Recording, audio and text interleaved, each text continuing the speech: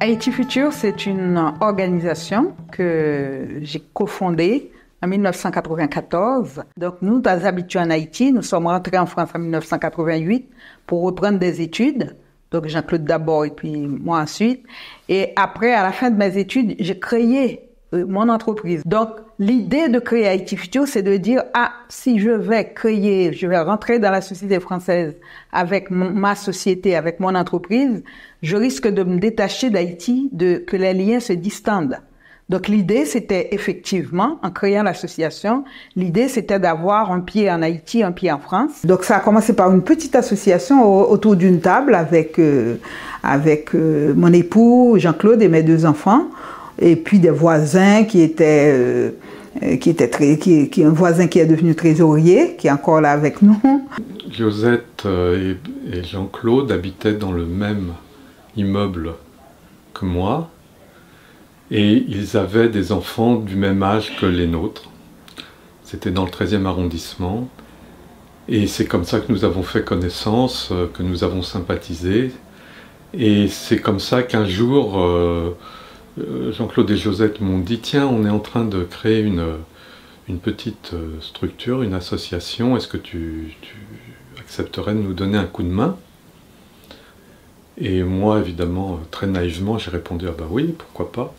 sans savoir que c'est une aventure qui allait durer un petit moment. Au début, c'était appuyer un certain nombre d'écoles ou de projets scolaires en Haïti à travers des ventes d'artisanat. Et puis, ça a duré jusqu'en 2010. Moi, j'avais mon activité professionnelle jusqu'en 2010.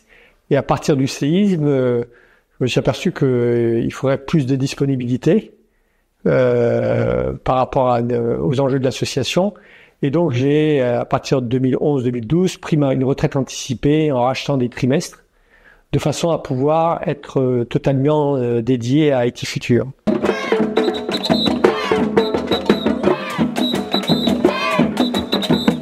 Je fais partie d'Haïti Futur depuis 20 ans, puisque c'est depuis 2004. J'ai commencé mon implication dans Haïti Futur à la suite en fait de mon mariage, parce que mon mari est franco-haïtien.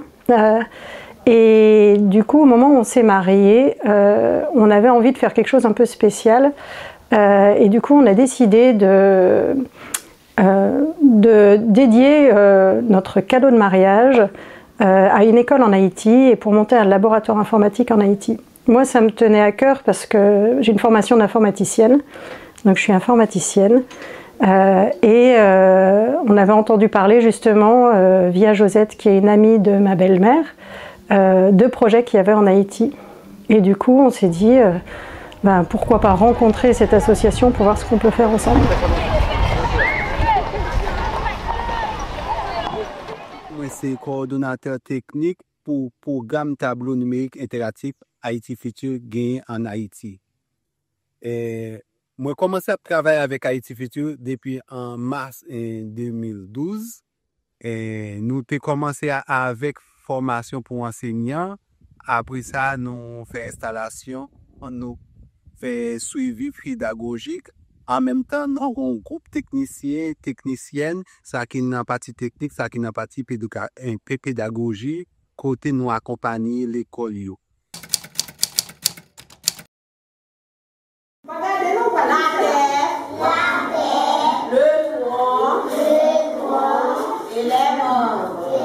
Ce qui fait un pays, ce sont les hommes qui la composent. Et ce qui fait la puissance d'un homme, c'est aussi sa capacité à apprendre. Et l'accès à l'école, c'est une des clés de la réussite dans la vie. Savoir lire, savoir compter, savoir aussi parler des langues étrangères. L'éducation, c'est le meilleur investissement qu'on puisse faire. Moi, je suis une éducatrice. Ma formation première, j'ai fait une école normale en Haïti, donc j'ai commencé à enseigner. Donc j'ai une passion déjà pour enseigner. En plus, je suis issue d'une famille de 11 enfants. Donc c'est l'éducation pour moi qui nous a sortis. C'est une histoire familiale aussi. Et mon père était parti à Cuba travailler pendant 15 ans. Et c'est ce qu'il a ramené de Cuba, les économies qu'il a faites de Cuba. et qu'il a investi dans l'éducation. Donc nos parents déjà croyaient beaucoup en l'éducation, donc on a tous fait des études, de grandes études. Et puis donc pour nous c'était vraiment la porte de sortie, c'est une conviction, c'est plus qu'un constat, c'est une conviction profonde qu'après des années, nous avons encore aujourd'hui que sans éducation, que c'est un problème d'éducation qui fait que Haïti ne se développe pas. Pour nous, c'est une vérité et incontournable et qu'on doit avoir une éducation de qualité. C'est pas l'éducation forcément qu'on appelle l'éducation, l'école Borlette qu'on a dans le pays. On ne pourra pas s'en sortir sans une vraie éducation adaptée au pays aussi. Donc c'est pourquoi cet engagement vers l'éducation. Il y a un tremblement de terre. Il est 16h53 quand la terre commence à trembler mardi à 15 km de la capitale. Au-dessus de Port-au-Prince, un épais nuage de poussière s'élève des ruines. C'est le plus puissant tremblement de terre depuis un siècle à Haïti, dans une zone surpeuplée de 2 millions d'habitants. C'est le séisme qui a tout bouleversé dans la vie de l'association. Et c'est à cette occasion que moi-même je suis allé pour la première fois en Haïti.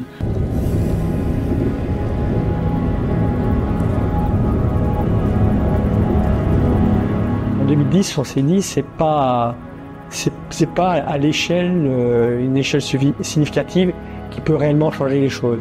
Haïti a besoin de se reconstruire et il faut travailler sur des sujets qui peuvent aider à cette reconstruction. D'où en 2010 un poids accru sur l'éducation et notamment l'éducation numérique. Comment faire en sorte qu'une éducation de qualité soit atteignable pour le plus grand nombre. Le séisme de 2010, c'était pour nous, il y a eu un avant et un après. Il y a tellement d'écoles qui étaient détruites, tellement d'enseignants décédés et la pagaille qu'il y avait. Donc on a réfléchi en prenant du recul et en disant mais maintenant ce qu'il faut c'est même pas d'aider une école, c'est quand même d'aider à transformer le système d'éducation. En 2010, à la suite du tremblement de terre, qu'avec d'autres Haïtiens qui étaient à New York, on s'est dit pourquoi pas créer l'association Haïti Futur aux États-Unis. À partir de cette organisation, on a financé pas mal d'électrification d'écoles, au moins 6 écoles pour lesquelles on a installé des panneaux solaires et le TNI et la formation des professeurs, etc. Nous avons rencontré des enseignants, et en particulier dans une école à Jacmel, près de Jacmel, où nous attendions à un bilan du style on a eu des dégâts, il faudrait avoir une nouvelle connexion Internet, refaire un laboratoire informatique plus richement doté. Enfin, nous attendions en fait à des demandes très matérielles et ça nous paraissait légitime. Et ce n'est pas du tout ce que les enseignants nous ont dit à cette occasion. J'ai un souvenir très précis d'une réunion qui a duré plusieurs heures avec de nombreux enseignants et le directeur de l'établissement, où après quelques échanges assez bateaux, quelqu'un a en quelque sorte craché le morceau et nous a dit « c'est très bien ce que vous faites, on est très flattés, nous vous en remercions, mais c'est pas de ça dont on a besoin en réalité. Nous, ce qu'on voudrait, c'est savoir mieux enseigner parce qu'on n'a pas été formé pour ça. » Et je dois avouer que ça a été un choc pour moi et pour Jean-Claude et Joselle, je pense, car d'une part, il y avait une énorme sincérité dans ce qui nous avait été dit, et on se sentait bien démunis à y répondre immédiatement, car nous n'avions pas du tout envisagé notre action sous cet axe-là. C'est en cherchant qu'on a vraiment trouvé cette méthode et d'éducation qui permettait, à l'aide d'un vidéoprojecteur interactif, d'un grand tableau sur le mur, un tableau blanc, et qui permet d'avoir justement un logiciel et de transformer les cours du programme officiel du ministère en cours numériques et permettant d'avoir une éducation active, d'avoir une pédagogie vraiment active où c'est l'enfant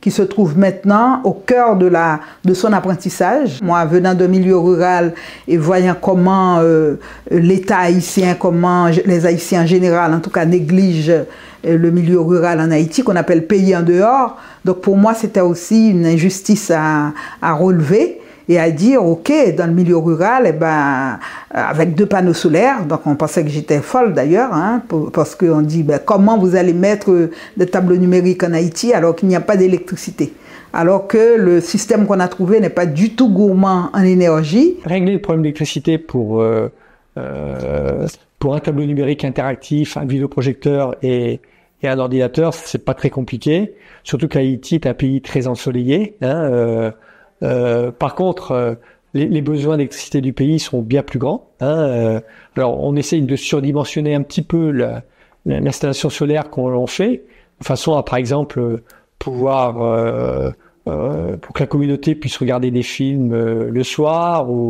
Mais pour l'instant, aujourd'hui, le solaire est bien suffisant pour trouver des solutions pour alimenter chaque tableau numérique. Mais ça devient souvent le premier point d'électricité de la commune et ça devient un point de rencontre. L'école peut devenir un point de rencontre de la communauté pour faire ses réunions, parfois pour faire aussi des réunions de WhatsApp. Hein.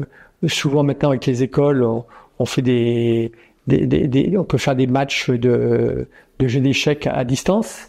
Hein. Donc les besoins peuvent être ensuite démultipliés à l'infini.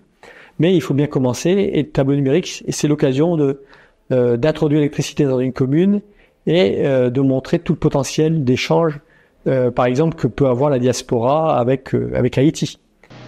L'arbre qui donne le citron s'appelle le citronnier. L'arbre qui donne l'avocat s'appelle l'avocatier. Le tableau numérique, là, c'est une rénovation totale de l'éducation en Haïti. Parce que, autrefois, professeur, c'était méthode archaïque là seulement, côté que c'était 100% théorique, et que c'est juste à l'étudier par cœur. Mais qu'on y a avec arrivé tableau numérique là, nous voyons que dans une grande amélioration dans la façon d'enseigner professeur, côté que yo vient embrasser méthode pédagogique, nous voyons que qu'on y a là, avec tout ça, tableau numérique là, offri l'éducation, pour professeur yo enseigner, côté que gen observation, gen méthode, côté pour faire manipulation, il a entendu des audios qui en rapport avec le son, il a regardé des vidéos, il a fait des expériences. Donc on a dit que qu'on y a un meilleur enseignement contrairement à en passé yo, et nous capable voir tout au niveau de résultats yo, petit moun nan li vinn plus performant, li ba yon meilleur résultat en salle de classe, et professeur a tout, li vinn plus compétent parce que à mesure que n'a fait formation pour eux, c'est à mesure tout que y a découvert de nouvelles choses, c'est à mesure tout que y a renforcé compétences que yo gagné de jour en jour pour être capable enseigner plus bien. Lorsqu'on est intervenu, on pensait plus le numérique pour l'enseignement supérieur ou l'enseignement secondaire. Voilà. Et je pense que ce qu'a apporté Haïti Futur, c'est plutôt, je dirais, travaillons pour le primaire, travaillons avec des outils collectifs et travaillons d'abord sur le contenu plutôt que sur les outils numériques en tant que tels. On n'a pas besoin d'un outil numérique par enfant, un outil collectif pour la classe suffit. Par contre, la qualité des cours doit être bien étudiée et doit aussi permettre à l'enseignant de se former, parce que la situation que l'on a aujourd'hui en Haïti est une situation difficile. On a des classes surchargées de 50, 60, qui peuvent monter à plus de 100 élèves parfois, et on a des enseignants qui n'ont pas été formés à l'enseignement, qui font de l'enseignement, je dirais, parce que c'est peut-être la seule façon de gagner sa vie dans sa commune, et ils n'ont pas été formés à la pédagogie, ils n'ont pas, parfois, ils enseignent à des classes qu'ils ont à peine fait eux-mêmes, donc il faut aussi les aider à s'approprier ce contenu, et d'où l'idée, on va aider à développer des contenus avec des professionnels qui vont permettre aussi aux enseignants de progresser en faisant cours.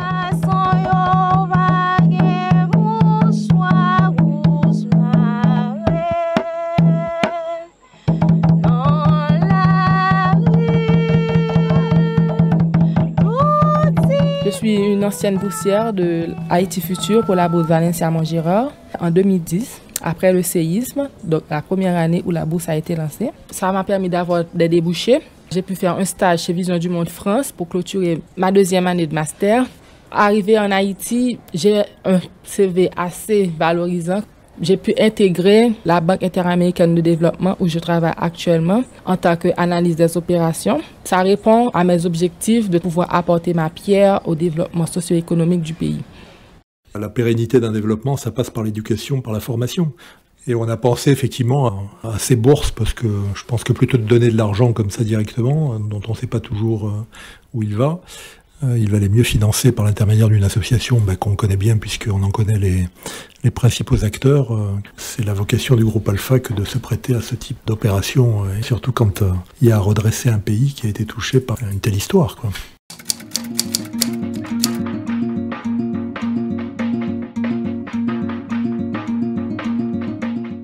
Pour moi, Haïti est multidimensionnel. Haïti, c'est une richesse.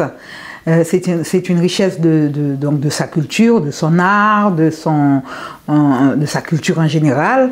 Et dans cette culture-là, la littérature joue un rôle essentiel. Donc l'idée, c'est-à-dire dès le début, depuis même 30 ans, on avait toujours un coin littérature dans les expositions qu'on faisait, parce que pour aider justement ces artistes, ces entrepreneurs haïtiens, on faisait venir des containers avec des œuvres d'art, on faisait des expositions, et la littérature était toujours présente. Donc c'est au fil du temps, au fil des années, on a découvert et on s'est dit, bon, il y a un tel engouement pour la littérature haïtienne, c'est quelque chose d'assez spécial parce qu'il n'y a pas beaucoup d'autres pays comme ça qui sont des pays en développement et qui ont cette littérature, cette force-là. Donc il a fallu justement, comme c'était dans nos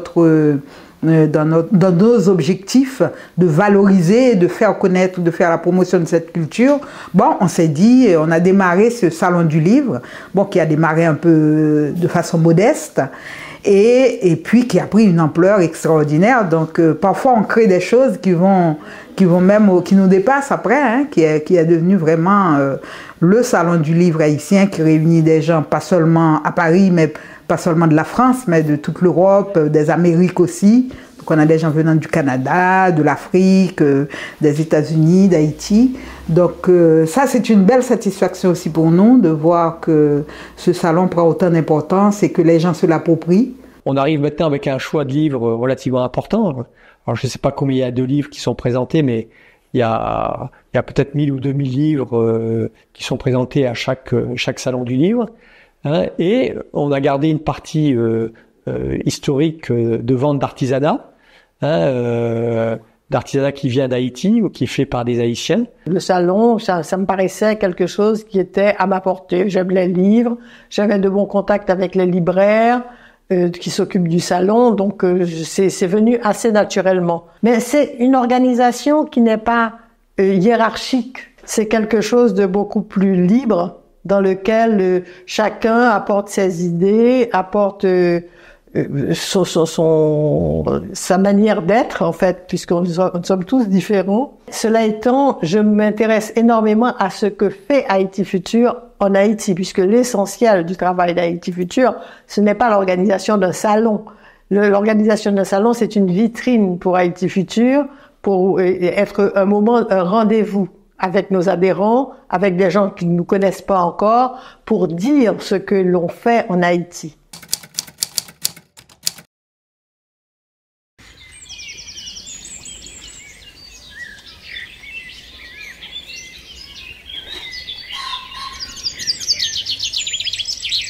Au Haïti Futur, un bon accompagnement depuis pratiquement 5 ans dans l'activité que m'entreprends dans le domaine de pisciculture. Donc, supportez-moi pour me commencer d'abord, c'est grâce à support parce que coût était vraiment élevé. Donc, pour me faire bassin yo. Donc, Haïti Futur était supporté, donc, dans fouiller bassin yo et aménager yo, acheter alvin, donc, pour moi, incapable de commencer. On a tout de suite mis à côté de l'école des possibilités justement d'accompagner des jeunes et des moins jeunes à perfectionner aussi ce qu'ils ont l'habitude de faire.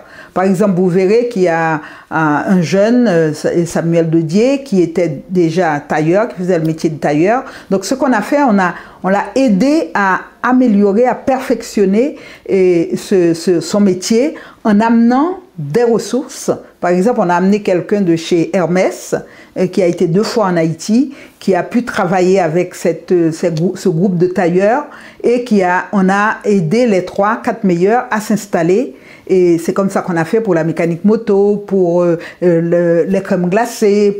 Donc on amène des ressources, des spécialistes du domaine, et former des gens sur place. Et puis on aide aussi à acheter les équipements. Donc on fait du microcrédit, c'est-à-dire on accompagne les gens et au niveau technique et au niveau financier à pouvoir bien s'installer et à pouvoir rester surtout dans leur milieu, sur leur territoire. Quand j'ai commencé à connaître Haïti, au bout d'un moment, à travers Haïti Future, les gens ont commencé à m'emmener des petits échantillons de rhum, d'abord du Barbancourt, mais après aussi des bouteilles un peu anonymes avec des feuilles, des tiges, du clairin dedans. Et donc tout ça m'a piqué mon intérêt.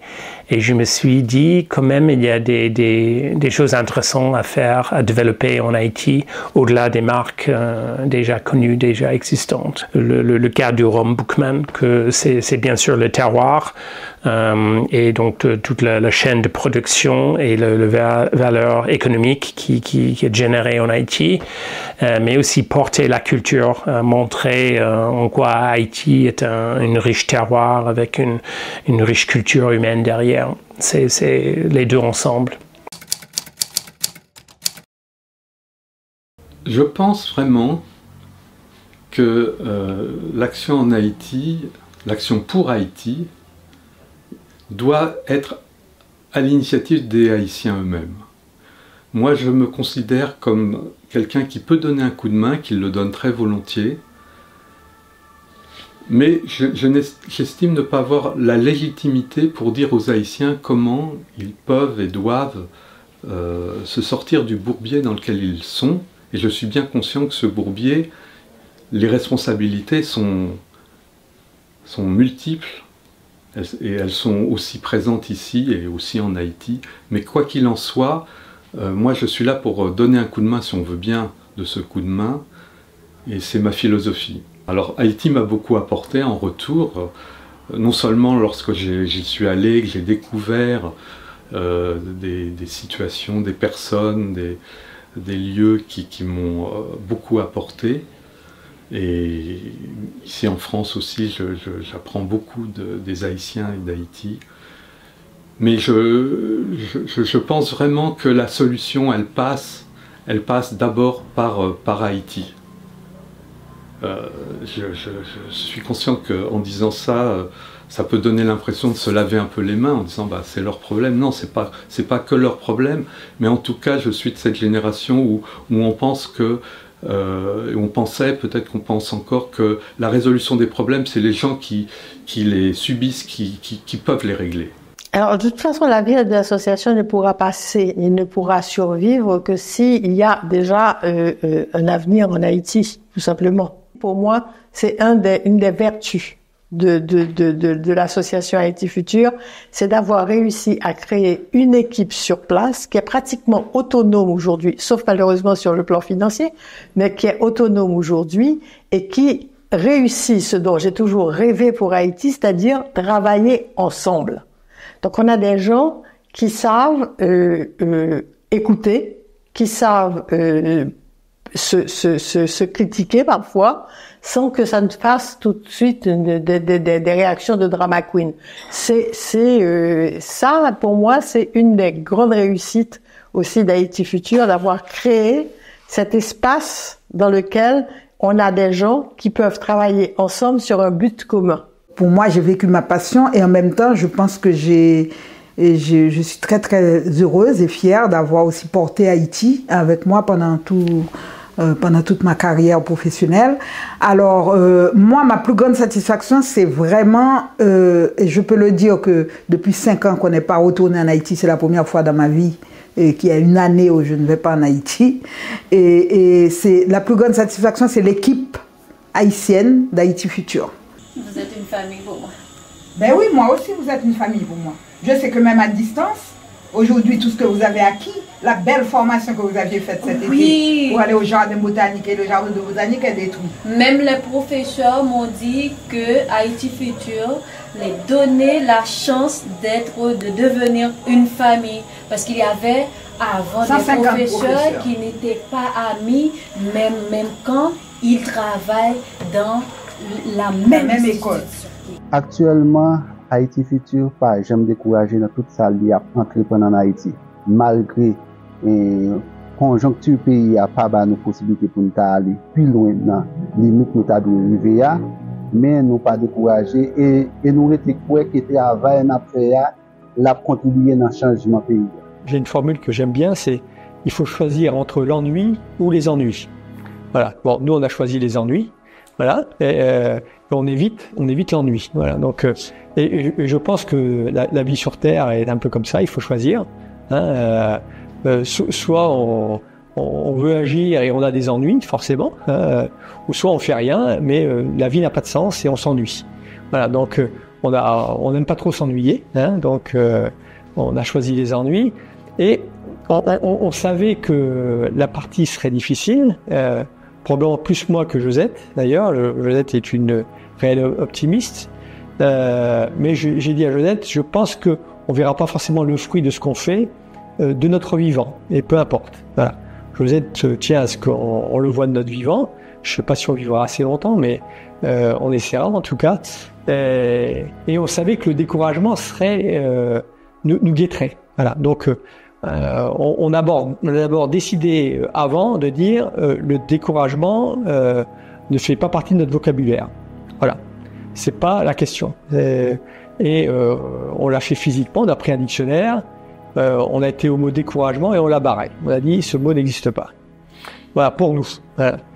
C'est un choix, hein, c'est pas une réflexion, hein, c'est un choix. Voilà, et ça veut dire que on sait qu'on n'intervient que sur une partie du chemin. On verra peut-être pas la fin du chemin ou l'arrivée, mais c'est pas la question. Voilà. Pas un peu comment on a réglé le problème.